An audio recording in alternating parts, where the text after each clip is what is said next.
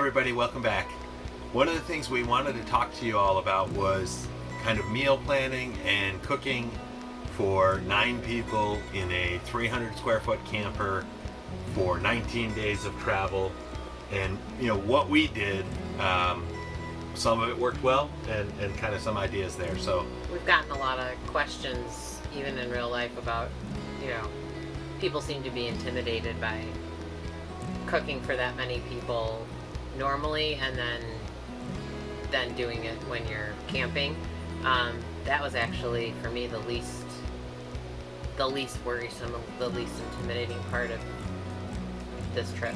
Yeah, you weren't too worried. I know we had a lot of good helpers.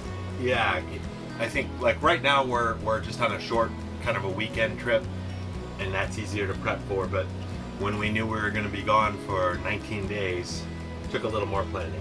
Yeah. So you said we had a lot of helpers, right? Yeah, I think that was key. I think talking to everybody first and saying what our expectations were for everyone on the trip, and basically everyone except for the toddler had one day assigned to them, at least one dinner assigned to them, and some people took on more than one day, which was very helpful. But you were in charge of choosing your own what dinner you were going to prepare, and if you are of driving age, then you had to get yourself to and from the grocery store to get all the ingredients, and if not, then mom and dad took you, and you were in charge of prep and thinking about all the equipment you would need in order to make it, and making sure that worked. I think the trickiest part was you deciding what days were going to be what meals, because on travel days, especially of that length, you don't really feel like, no one feels like getting out and cooking a meal. So a lot of times on those days, we either have a ready prepped meal like a frozen lasagna or walking tacos, or we would just say takeout. We're just going to get takeout, and that was, or see what the local food is, and that's also a good... Yeah, so I think one of the thoughts I had going on this trip, even from our days tent camping, I always said, we're going to eat well. I don't want to eat, ramen noodles from a tiny little cook stove or something. When we were tent camping, I always thought, if I'm sleeping on the ground out here, at least I want to have really nice food. So the kids, I think, got into that, and they could go. Yeah. You go on Google and you can look up all kinds of camping recipes or campfire recipes. Lots of great ideas. And so again, 9 people, only the toddler, so 8 of us signed up for meals, which didn't cover the whole 19 days, but we knew we wanted to go out for dinner a couple of times, right, and things like that. And then this way at least it wasn't just us doing all the planning, all the cooking, all the shopping. We spread the work around, and that turned out great. And I think the kids enjoyed when it was their day, and they each picked something that was different and right, what they liked. Well, and I think they also enjoyed seeing what the other people were making, and they still talk about. I just had a conversation with Katie about, remember when Jack made gumbo? He made gumbo, so that was pretty neat. Maybe if we can, I'll find the list of what everyone signed up for, and we'll share that with you all. Not the recipes per se, but just kind of some ideas, because I think it worked out well. And I think it also helped to know which days we had to cover so that we could schedule, but also we also scheduled things like what breakfast items were available, what lunch items were available, so that we had enough food, because there's the trickiness of, you want enough food to travel with, but you don't have a lot of storage room and a lot of fridge room, and so you have to plan your shopping days as well. And when you go out west, people had warned us, there are areas where you're not going to run into a grocery store, a restaurant, and that was very true. You had to be really... the planning on this one did have to be done a little bit more carefully. What did you do? I think we shopped for maybe the first 5 days worth or something? We What figured did we find? could fit, for 9 people, we could fit about 4 to 5 days worth of Okay. meals, storage wise. Yeah. And that was true. Yeah. Okay. And then planned it from there on out. Yeah. And that did actually work pretty well. Very rarely did we have to make a separate little Right. grocery store run for anything else. And I think that worked well. We also, a few of us spent the week prior to leaving baking. Pre-made. Yeah, so we also have food, and that's another consideration. We have food restrictions.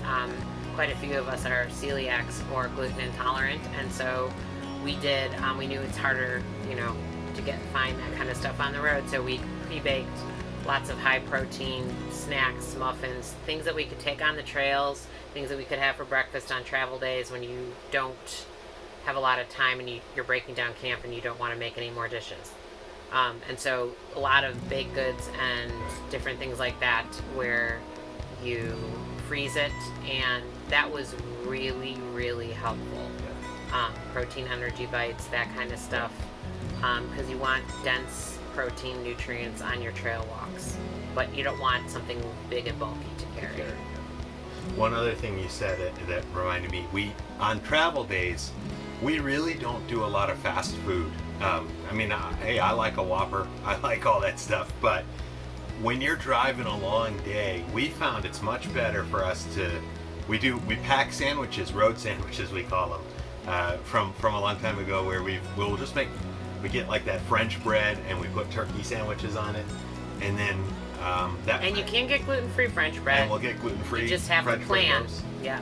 And then we have an outside fridge, outside kitchen on the trailer, which is really nice because we can, and you'll see that sometimes in the videos when we're stopping for a lunch, we're just at the outside kitchen prepping those sandwiches, or even stop at a grocery store and pick up lunch meats there.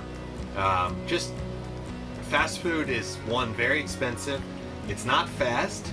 A lot of times we go to a fast food restaurant and it takes forever to get 9 people's food, and it costs you, $90 to feed 9 people, and it leaves you feeling kind of sick afterwards, and you're gonna have to make another stop 45 minutes later to go to the bathroom. So we didn't want that.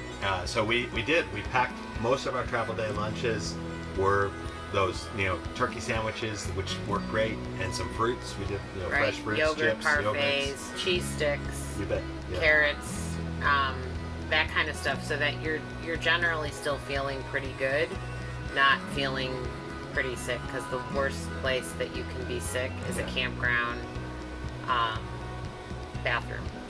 And then, Sorry, but it is. Yeah, you don't want to do that. The other thing on cooking, when we got out west, it was very dry, and there was prohibitions on charcoal grills as well as campfires. So that's something to think about. We do have a propane grill, and then of course we have the inside kitchen.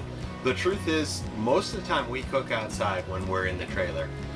Even like on this trip, there's only 5 of us in the trailer, not all 9 or 11, and we still cook outside a lot just because it's a little more room.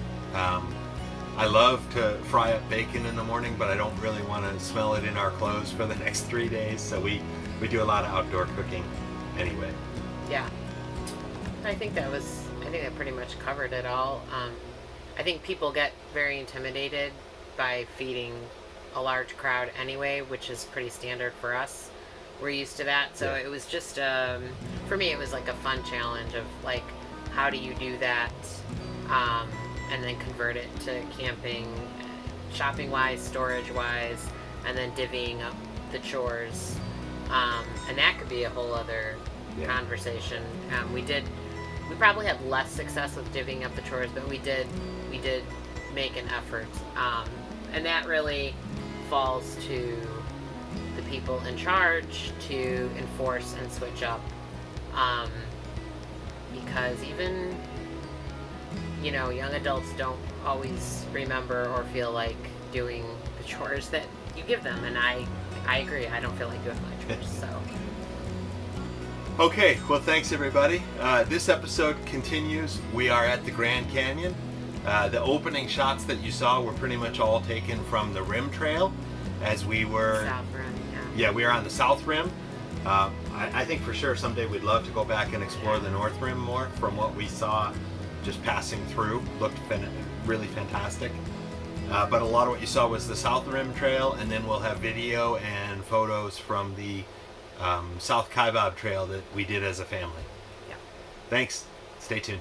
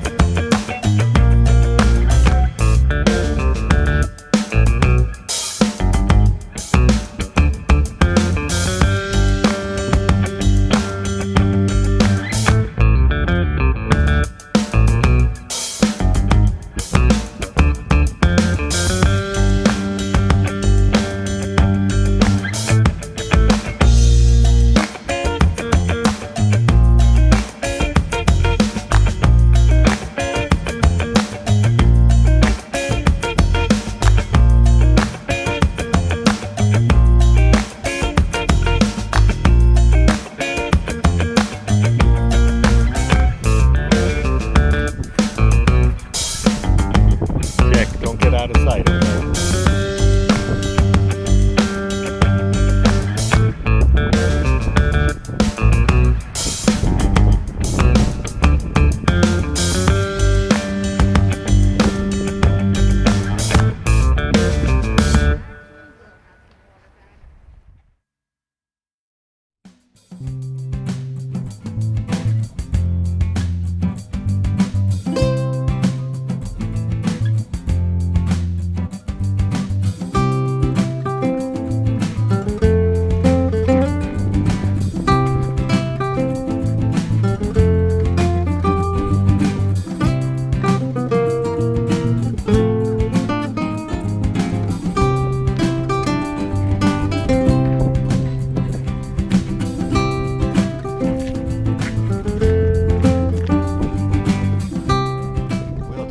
Final thoughts on the Grand Canyon National Park that you want to talk about? No.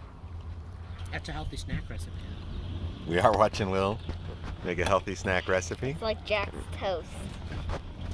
Yes. Okay, Mayor. I would like to come. Any final thoughts on the Grand Canyon? It was beautiful.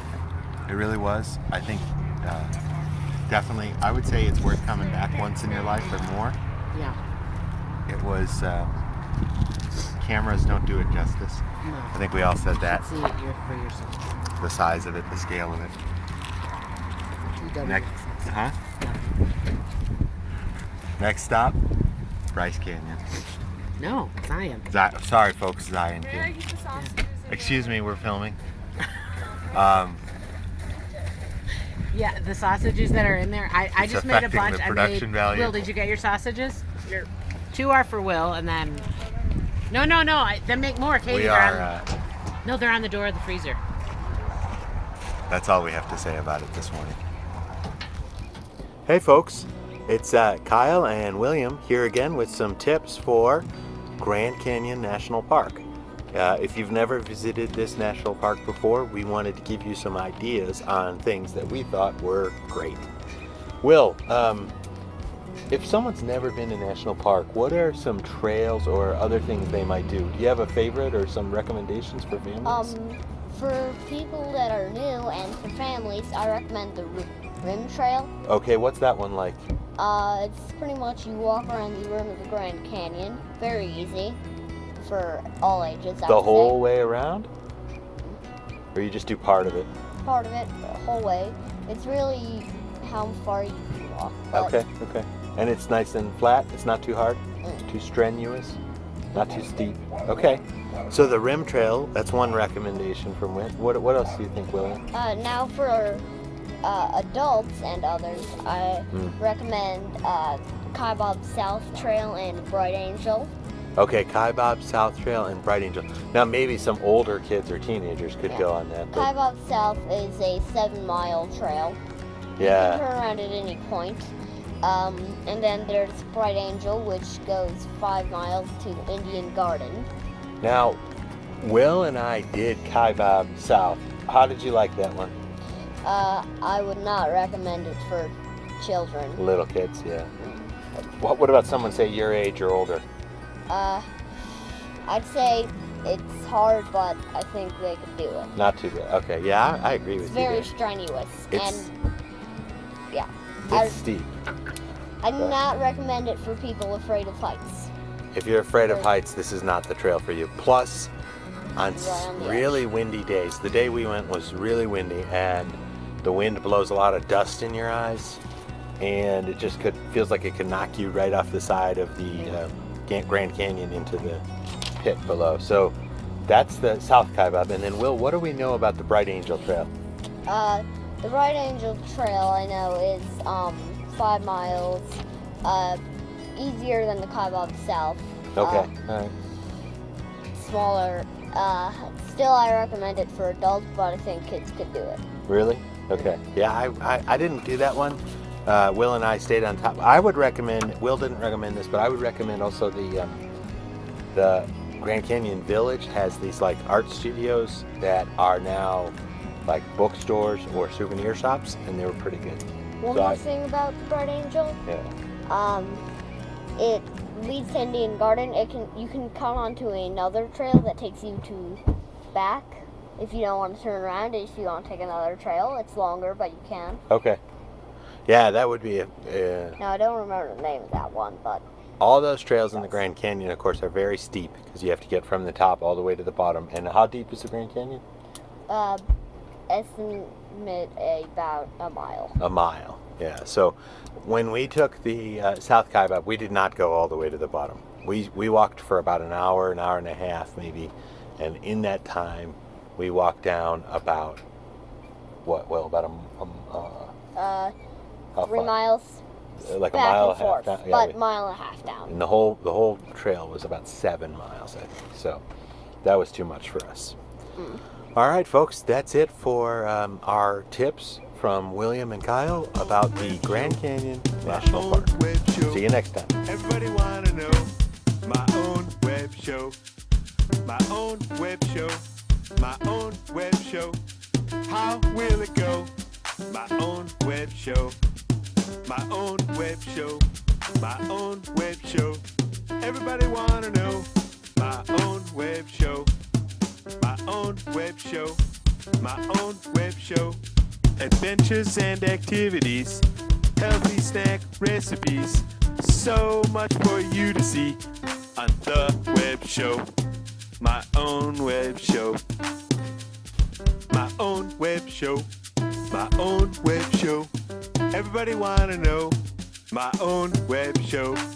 Coming through your internet, informational, you bet. Think of all that you will get on this web show. My own web show.